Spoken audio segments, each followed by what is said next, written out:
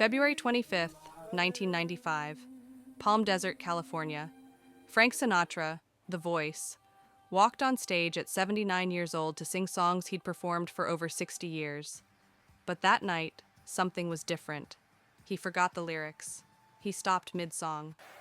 The crowd watched in silence as the greatest singer of the 20th century struggled to remember the words to My Way. It was the end of an era, and everyone in that room knew they were witnessing goodbye. Part 1. The Voice That Defined a Century, February 25th, 1995. The Marriott's Desert Springs Resort in Palm Desert, California. Frank Sinatra, 79 years old, stood backstage preparing for what would become his final concert. He'd been performing for 60 years. From the screaming Bobbysoxers of the 1940s to the Vegas golden age of the 1960s, Frank's voice had been the soundtrack of American life, but tonight felt different. His hands trembled slightly. His memory, once sharp enough to remember lyrics to 1,200 songs, was beginning to fail. "You ready, Frank?" asked his conductor. Yeah, Frank replied, adjusting his tuxedo. "Let's give 'em a show." The lights dimmed. The crowd, 1,200 people who'd paid $1,000 per ticket, erupted in applause. Frank Sinatra, chairman of the board, walked onto the stage. But what nobody in that audience knew was that this would be the last time Frank Sinatra would ever perform in public. The voice was about to go silent forever. The Bobbysoxer years when Frank was young. Let's go back to the beginning, December 12th, 1915, Hoboken, New Jersey. Francis Albert Sinatra was born weighing 13.5 pounds, so large that the forceps used during delivery scarred his ear, cheek, and neck. The doctor thought he was stillborn, but his grandmother held him under cold water until he screamed his first breath.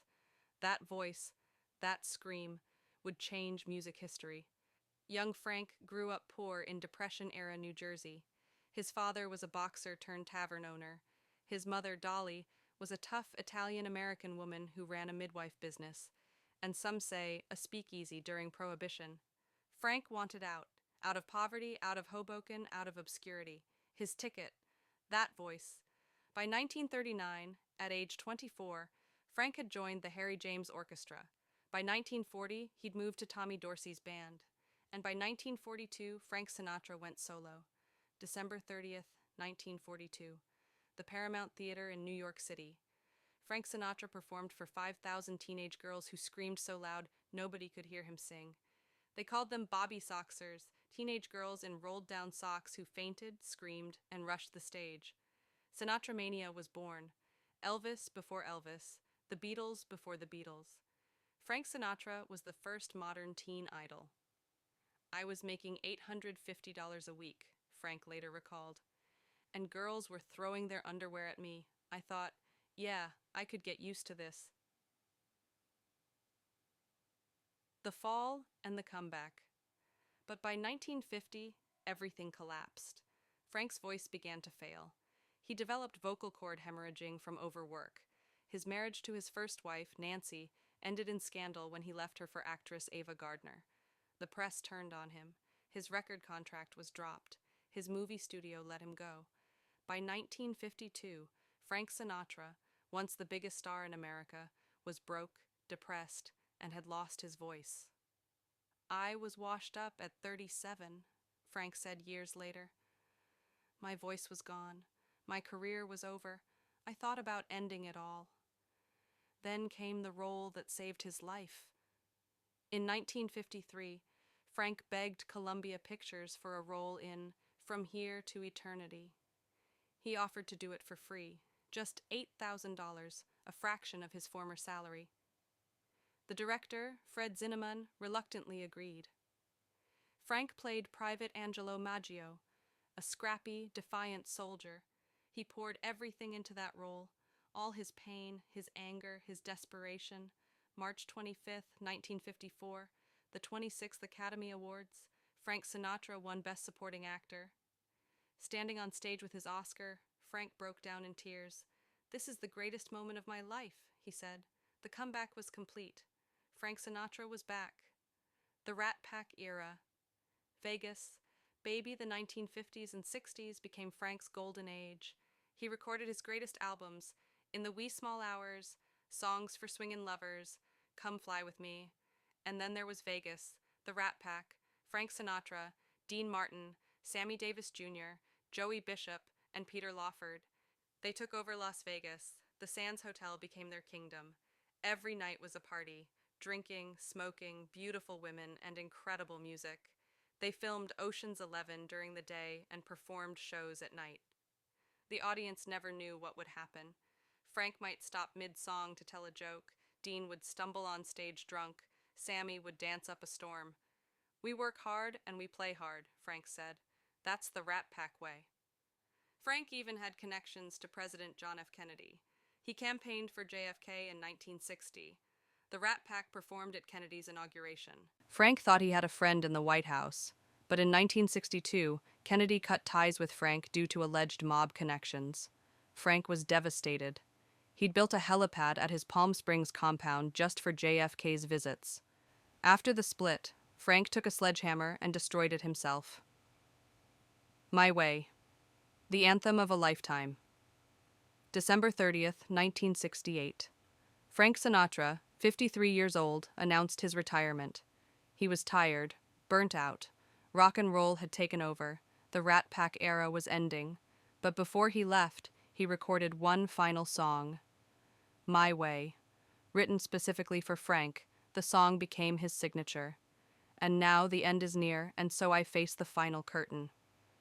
It was Frank's autobiography in 4 minutes. The highs, the lows, the regrets, the triumphs. I did it my way. The song became a worldwide phenomenon. It spent 75 weeks on the UK charts. It became the most covered song Frank ever recorded. At funerals, weddings, and retirement parties across the world, My Way became the anthem. But Frank wasn't done yet. Frank's retirement lasted 2 years. By 1973, he was back. Old Blue Eyes is Back, he titled his comeback album. He toured throughout the 1970s and 80s. But age was catching up. His voice, once pure and effortless, now showed cracks. He forgot lyrics occasionally. He needed cue cards on stage, but the audiences didn't care. They weren't there for perfection. They were there for Frank, for nostalgia, for a piece of the 20th century walking, breathing, singing in front of them. Part 2. The Final Years. By the 1990s, Frank was in his late 70s. His health was declining, heart problems, high blood pressure, and something else, something the family tried to keep quiet. Memory loss. Frank Sinatra, who'd memorized 1,200 songs over his career, was forgetting things. Names, dates, lyrics. His daughter, Tina Sinatra, later revealed, "Dad's memory started slipping in the early 90s. He'd be in the middle of a sentence and just stop. Forget what he was saying. It was heartbreaking." But Frank kept performing. Stubbornness, pride, or maybe denial. Frank wasn't ready to admit it was over. In 1993, Frank released his final album, Duets, a collection of his classic songs performed with contemporary artists like Bono, Tony Bennett, and Barbra Streisand. The album went platinum. Frank, at 78, was having another late career renaissance, but the touring was getting harder. December 1994, The Warning Signs, December 1994. Frank was performing in Tokyo. Mid-concert, he forgot the lyrics to Strangers in the Night, a song he'd sung thousands of times. He stopped, stared at the audience, looked confused. The band kept playing, hoping Frank would find his way back. He didn't. He walked off stage. "I'm sorry," Frank told the crowd later. "I'm just tired." Backstage, Frank's family and team knew something was seriously wrong. They tried to convince him to stop, but Frank refused. "One more show," he insisted. "Just let me do one more." That show would be February 25th, 1995. Palm Desert, California. February 25th, 1995. The final concert. The Marriott's Desert Springs Resort had been transformed for the evening. 1,200 guests, many of them Frank's friends, industry colleagues, and die-hard fans who'd paid top dollar. Frank's family was there, his wife, Barbara, his children. They all knew this could be the last time. At 79 years old, Frank looked fragile. His tuxedo hung a little loose. His famous blue eyes seemed distant. But when the spotlight hit him, Frank smiled that legendary smile. The orchestra began. Frank started with, "I've got the world on a string." His voice was thin, nothing like the powerful instrument of his youth, but it was still Frank, still that phrasing, that timing, that soul. He moved through the set list. The best is yet to come. Come rain or come shine. I get a kick out of you. But then midway through the show, it happened. The moment the voice forgot. Frank began singing My Way, and now the end is near. He got through the first verse. The crowd was singing along, swaying. Then Frank stopped. He looked confused. He'd forgotten the next line, to a song he'd sung 10,000 times, to his signature song, to My Way. The orchestra kept playing, hoping Frank would pick it up. But he just stood there, microphone in hand, staring at the audience. A few people in the crowd began to cry. Frank's conductor whispered the lyrics from off stage. Frank nodded, found his place, and continued. I did it my way. But everyone knew. This wasn't just a bad night. This was goodbye. The audience wasn't just watching a concert. They were watching the end of an era. The voice, the man who'd defined American music for 6 decades, was fading in real time. After the final note, Frank finished the show. The audience gave him a standing ovation that lasted 10 minutes. People were openly weeping. Frank waved, smiled, and walked off stage. He never performed publicly again. 1995 to 1998.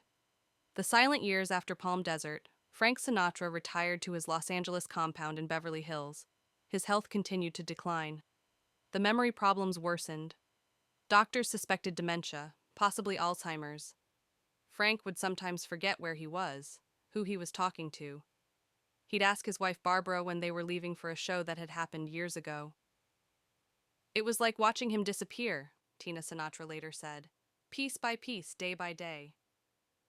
In 1996, Frank suffered a heart attack. He survived, but was weaker. In 1997, another heart attack. By early 1998, Frank was largely bedridden. His family knew the end was close. May 14th, 1998. The voice goes silent. Thursday, May 14th, 1998, 10:50 p.m. Frank Sinatra suffered a massive heart attack at Cedars-Sinai Medical Center in Los Angeles. His wife Barbara was by his side. His children were called. At 10:50 p.m., Frank Sinatra was pronounced dead. He was 82 years old.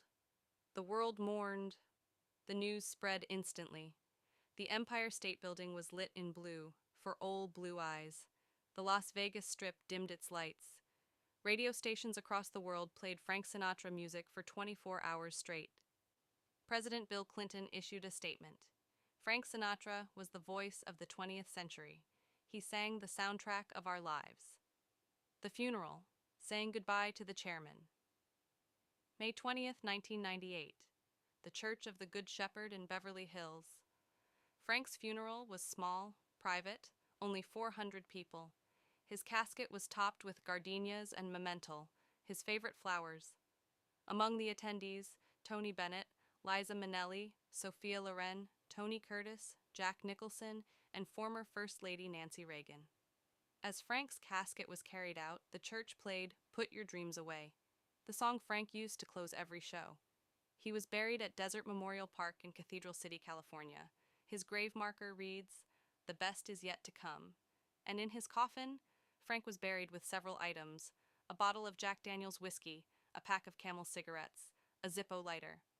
10 dimes, so he could call his loved ones from heaven, he'd joke, a roll of wild cherry lifesavers. Even in death, Frank did it his way. Part 3. The Legend That Never Dies. Frank Sinatra sold over 150 million records worldwide. He won 11 Grammy Awards, an Oscar, and a Presidential Medal of Freedom. But numbers don't capture Frank's impact. The voice that changed music before Frank, singers were just part of the band. Frank made the singer the star. Before Frank, lyrics were just words to fill melody. Frank made lyrics tell stories, every phrase perfectly timed, every emotion perfectly conveyed. Frank taught us how to sing a song, said Tony Bennett. Not just the notes, but the meaning, the feeling, the story.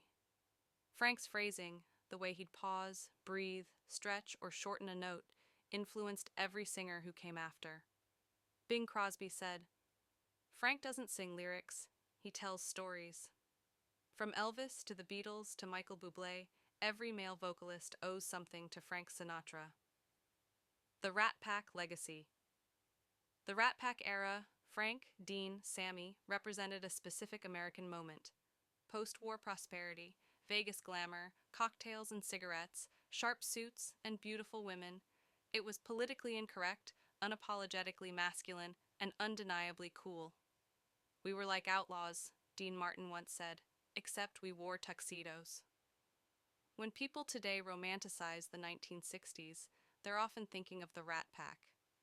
That image, Frank with a whiskey and a cigarette, snapping his fingers, became the definition of cool. My Way, the song that outlived Frank. My Way became more than just Frank's signature song. It became an anthem for anyone who lived life on their own terms. The song has been performed at over 500,000 funerals worldwide. It's been covered by Elvis, Sid Vicious, and even Willie Nelson. But the song also revealed something about Frank. Frank actually hated My Way. I'm sick of it, he told his daughter Tina in the 1980s. Every night they want my way. I've sung it 10,000 times. I'm tired of it. But he kept singing it, because the audience needed it, because it meant something to people, and maybe, deep down, because the lyrics were true. Regrets, I've had a few, but then again, too few to mention. Frank lived exactly how he wanted. The successes, the failures, the controversies, the comebacks, all of it. He did it his way. The final concert. What it meant that night in Palm Desert, February 25th, 1995, wasn't just Frank forgetting lyrics. It was the symbolic end of the 20th century's golden age of entertainment. The people in that room had watched Frank grow from a skinny kid from Hoboken to the chairman of the board. They'd danced to his music at their weddings, cried to it during heartbreak, played it at their parents' funerals. When Frank forgot the words to My Way, it wasn't embarrassing. It was human. It was real. It was the acknowledgement that even legends age, even voices fade, even Frank Sinatra is mortal. And maybe that made him more beloved. Because in his vulnerability, in his forgetting, Frank became one of us. Frank's complicated legacy. Frank Sinatra wasn't perfect. Far from it. He had alleged mob connections that followed him his entire career. He had a volcanic temper. He'd punch reporters, get into bar fights, destroy dressing rooms. He was married 4 times. He cheated. He drank too much. He could be cruel to people around him, but he was also generous. He gave millions to charity. He fought for civil rights. He refused to play segregated venues in the 1940s when it was career suicide. He insisted Sammy Davis Jr. be allowed to stay at the same hotels as him and Dean when many hotels were still segregated. Frank was complex. Frank was the most generous man I ever knew, said Sammy Davis Jr., and the most difficult. That's the real Frank Sinatra. Complicated, contradictory, and utterly fascinating. Epilogue. The voice lives on. Frank Sinatra died in 1998, but his voice never left. Turn on a radio anywhere in the world, and you'll hear Frank. Walk into a restaurant, a bar, an elevator. Fly Me to the Moon, New York, New York, The Way You Look Tonight. His music has been featured in over 300 films. A new generation discovers Frank through movies like The Godfather, Goodfellas, and Ocean's 11. Michael Bublé, Harry Connick Jr., Seth MacFarlane, modern crooners keeping the tradition alive. And every New Year's Eve, millions of people sing New York, New York without realizing they're honoring Frank Sinatra's legacy. The final curtain. Frank Sinatra performed for 60 years, from 1935 to 1995, from the swing era to the digital age. He saw the rise and fall of big bands, rock and roll, disco, punk, grunge. And through it all, Frank remained Frank. That final concert in Palm Desert wasn't sad. It was inevitable. Beautiful, even. Because Frank Sinatra gave us everything: his voice, his talent, his imperfections, his humanity.